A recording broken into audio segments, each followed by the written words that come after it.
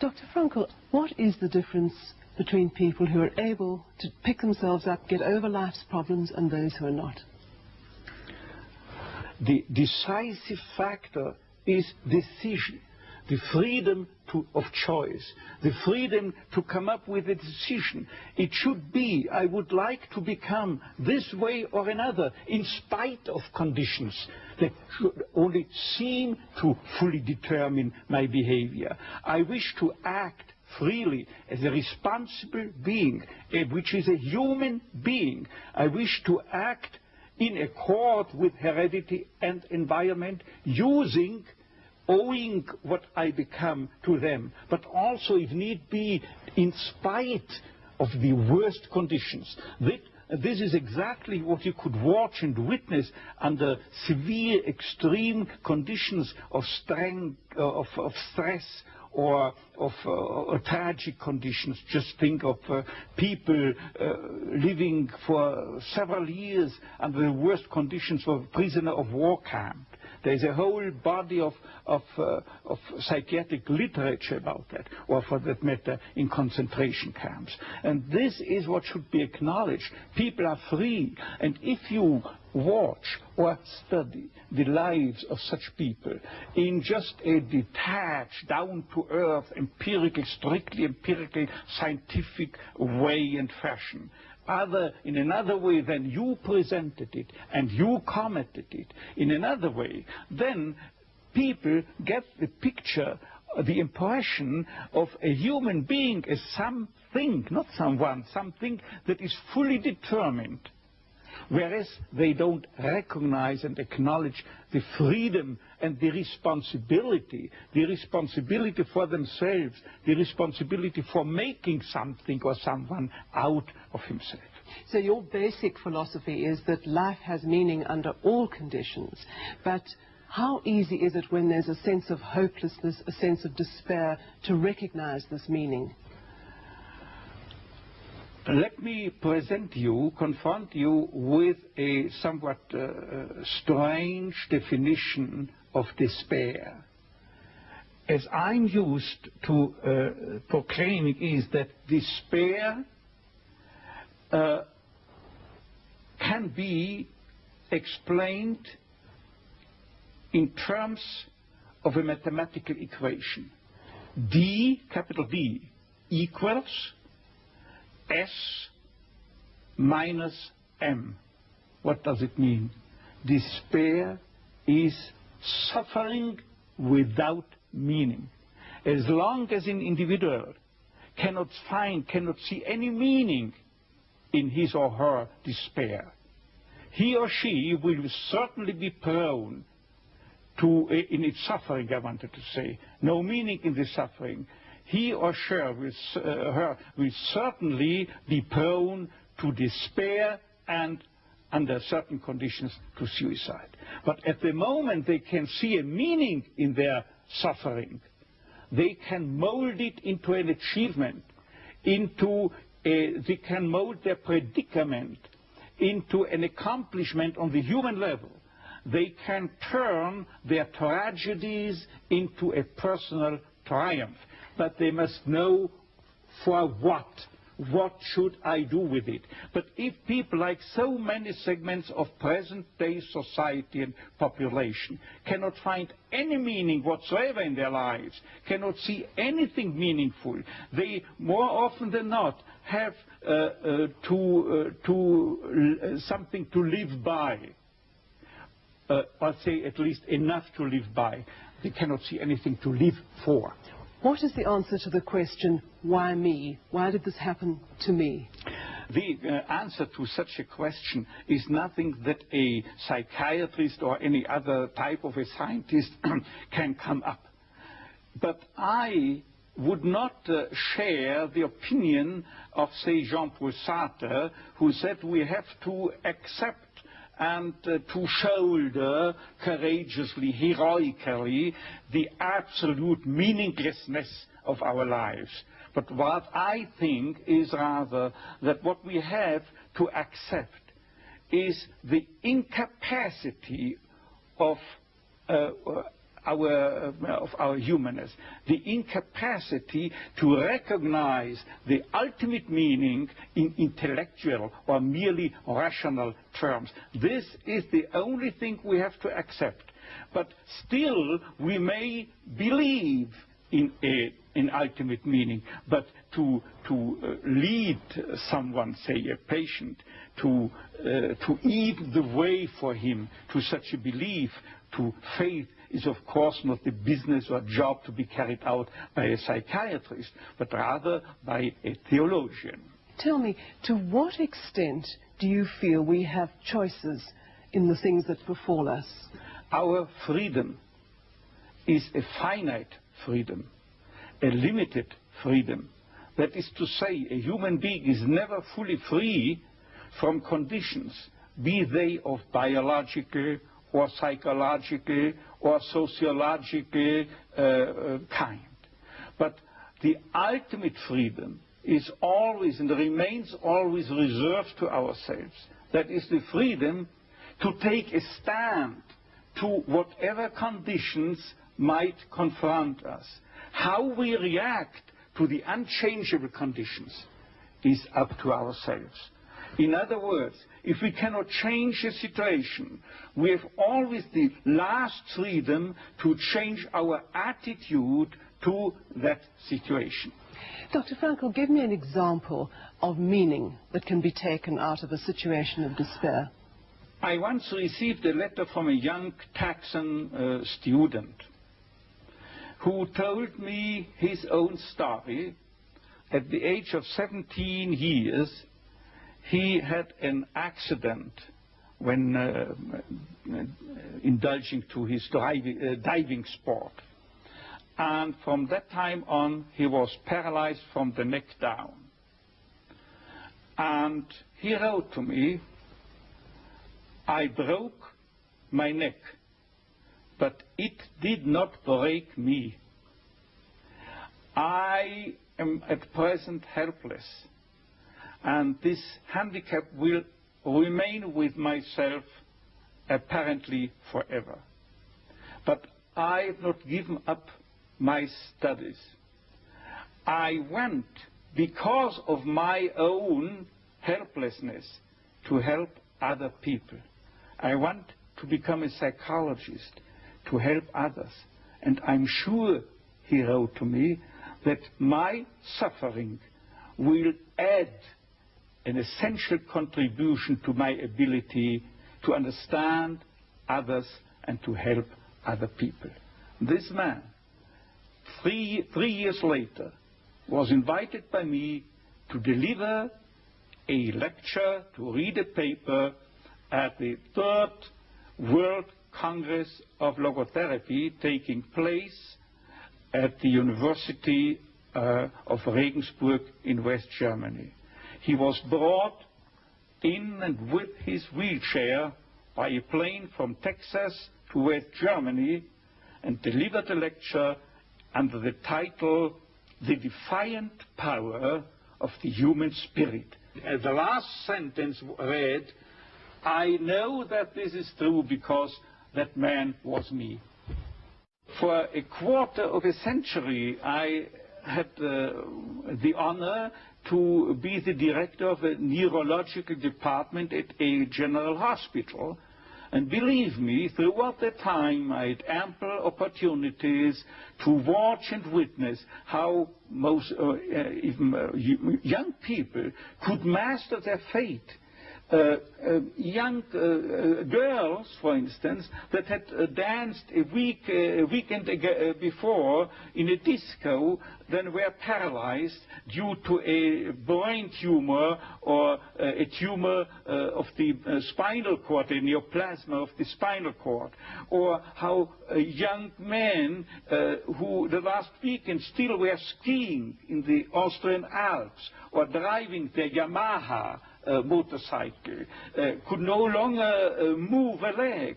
And I've seen people who were amputated. All 4 extremities had to be taken away due a certain case, what I have in mind, due a high voltage electric accident. And I know that one told his former nurse from the hospital, he wrote to her a letter, before this terrible accident, I was bored, always bored and always drunk. And since my accident, I know what it means to be happy. Imagine, with no extremities. I know what it means to be happy. His life had become full of happiness again, simply because as long as you are pursuing happiness, as the phrase reads, as long as you are aiming at happiness, you cannot obtain it. The more you make it a target, the more you miss the aim and you miss the target. This is most conspicuous in cases of sexual neurosis, where exactly those people, male patients, who are striving to demonstrate their potency, they fall prey to impotence. The more a female patient tries to show to herself at least how much she is capable of experiencing a full female orgasm, the more she is doomed to frigidity. But at the moment, you do not think of pleasure or happiness, but just you give yourself, be it in sexual activities, be it in work, be it in love, at that moment that you are no longer concerned with becoming a happy or a successful man or a woman. At that moment, happiness installs itself by itself. But Dr. Frankl, tell me, how could the people in the death camp at Auschwitz, and you were there yourself, what meaning could they take out of an absolutely hopeless situation? They knew they were going to die. What I can say about the lesson I took home from Auschwitz and Dachau and so forth, let me prefer to speak in a more personally detached way by referring to the absolutely parallel experiences and experience that people had in prisoner war camps.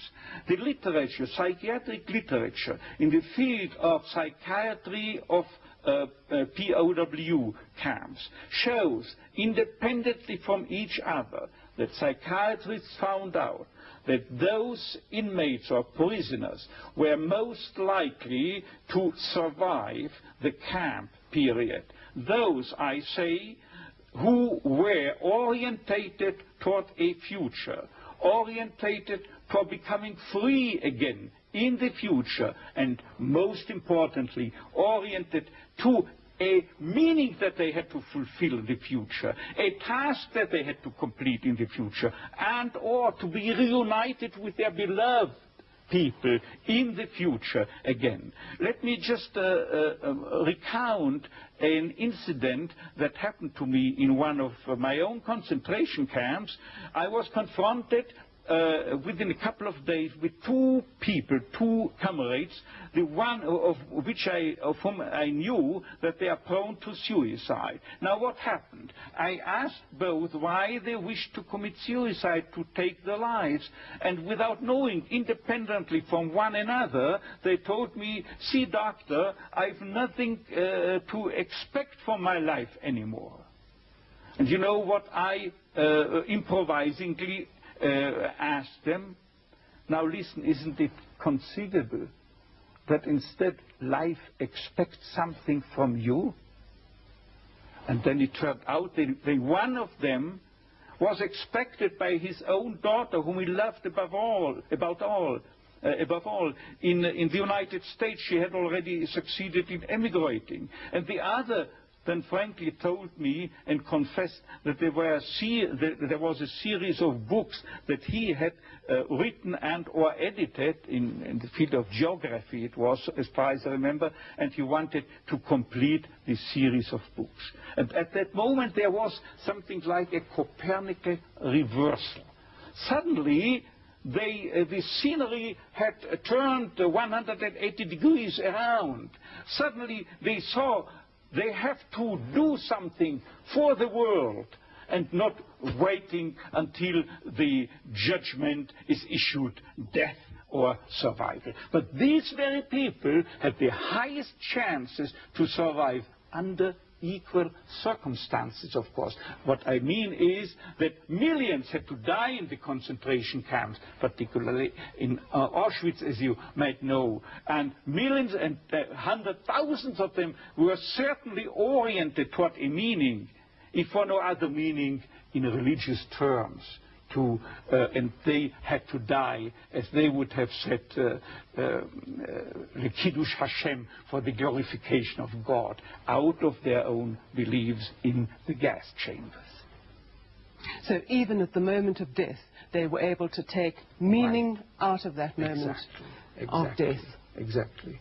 You see, there is what I'm used to calling, when speaking to my students, as the tragic triad of human existence, consisting of pain, death, and guilt. Nobody is spared suffering from diseases, pain. No one of us human beings can escape death, finally. And there is no one who could keep himself free from guilt. It is not possible. But always, as I put it before, always suffering, tragedy can be turned into a triumph, into a human achievement. And as to death, it could well serve as an incentive to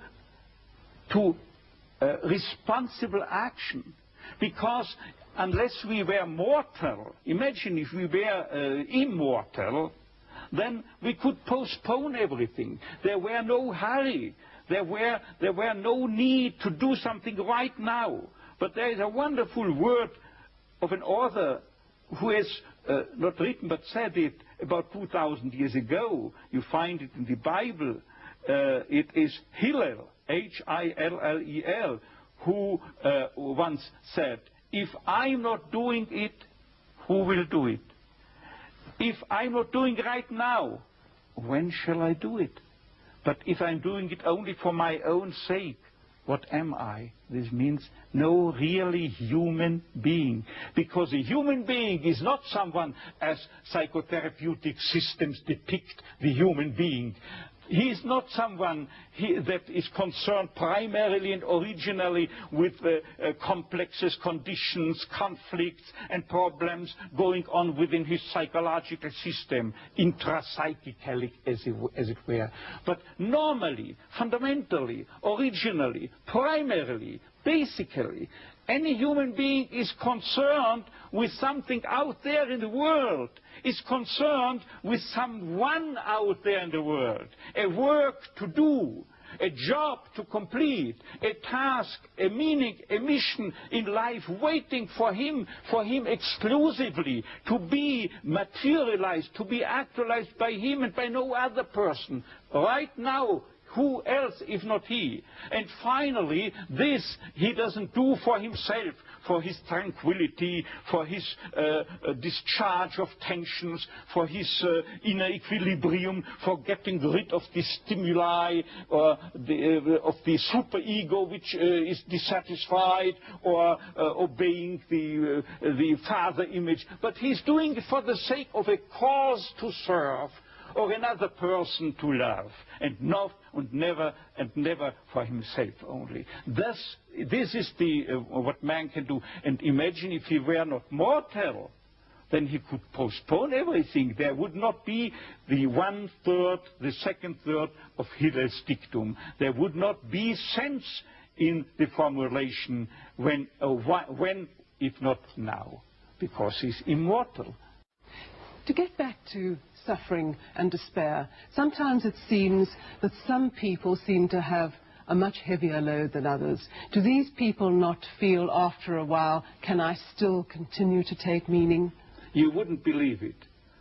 it comes to mind that there is a specific statistical, strictly empirical study that was published a couple of years ago by two famous psychologists. And it turned out, by way of not only of statistics, but by test batteries, that people prone to death, who knew that they were dying soon, had a higher sense of meaning than normal populations.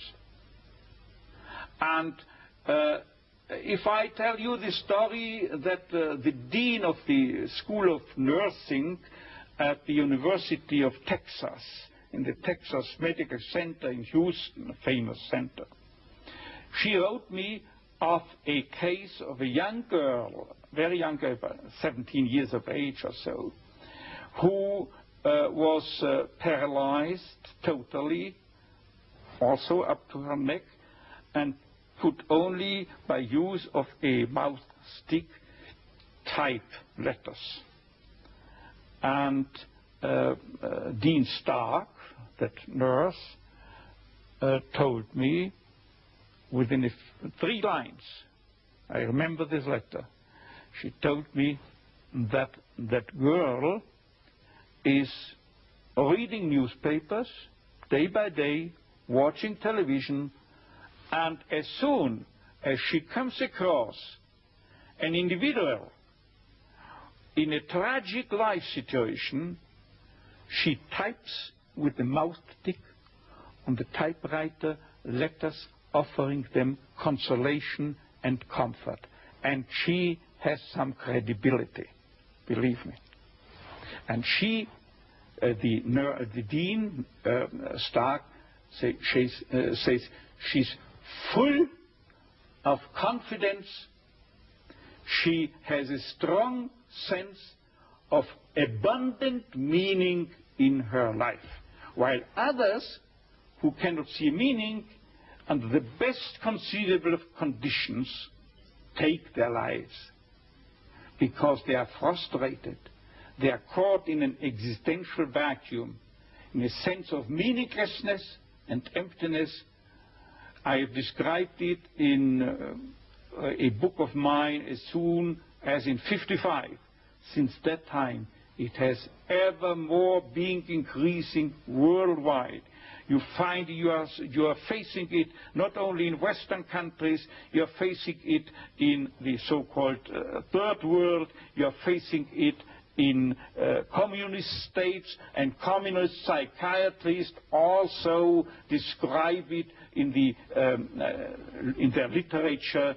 What Frankl tells us about this existential frustration is also observable in the communist countries. So are you saying that in order to find meaning, it is necessary to experience suffering? I wouldn't say it is necessary to experience suffering. What I say is just that meaning can be found under each and every condition in life, even under the worst conceivable conditions, provided that it is a situation you cannot change. Remember, I said this explicitly. That means provided that the cause of your suffering cannot be removed. If you can remove the cause of a suffering, say in case of a cancer, by surgery, you have to undergo surgery. If you are suffering from a severe compulsive obsessive neurosis, you have to seek psychotherapeutic help. There are, within the realm of logotherapy, for instance, certain techniques that can be applied with much success, as has been evidenced not by logotherapists but by behaviorists.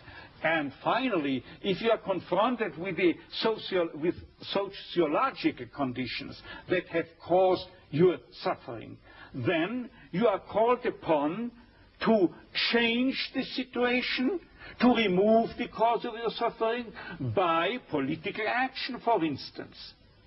But in this respect, I would like to make another additional statement by telling you something that I, a couple of weeks ago, have told my professors and students forming my audience at the Karl Marx University in Moscow. I was invited by the prorector to stay there for a month and to lecture there on my teachings, but I had only time for 2 days.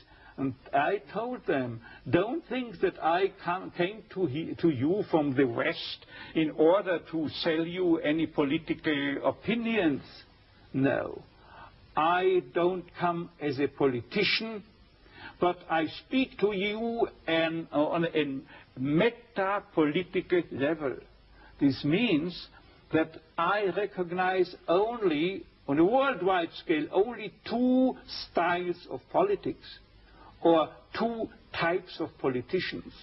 The one is he, the politician, who thinks that the end justifies the means, any means, while the second type remains fully aware that there are means that would desecrate even the most noble end. And they were applauding that and understanding. And so I don't come into any country with a preconceived political conviction. I'm not entitled to judge it. But I have the responsibility to accept any call wherever in the world to deliver a message, if any should be present, and to act as an MD, as a doctor of medicine, and as such I had to take the Hippocratic oath that compels me to try to offer a cure to each and every individual or also population, if they invite me to do so. Dr. Frankl, I'm going to ask you now, as you know, this country is going through a very difficult time. We have an economic recession, people have become insolvent or without jobs, the political future is far from settled. Do you have a message for us, a message that could give us hope and meaning? You see, the only message I can deliver is a principle that I have adopted. I well remember throughout the days I had to spend in Auschwitz. There is statistical evidence that my chance to survive Auschwitz, real statistical evidence, was 29 to 1. And I had the feeling that it was like that. And still, I applied the philosophy of Sir Karl Popper, whose nucleus means that you cannot prove any hypothesis. The only thing you can do is falsify it, show that it is not valid, that it is not tenable. And without knowing his philosophy, I only met him the first time a couple of years ago, I applied this theory inasmuch as I told myself, Viktor, the chances are very, very low and small. Probably you will be sent to the gas chamber. And still, there is nobody who can guarantee me and convince me with 100% certainty that I shall not survive but end in the gas chamber. As long as I have no guarantee that I will have to die within the next days, I continue behaving and acting as if I would spare this fate. Dr. Frankl, thank you.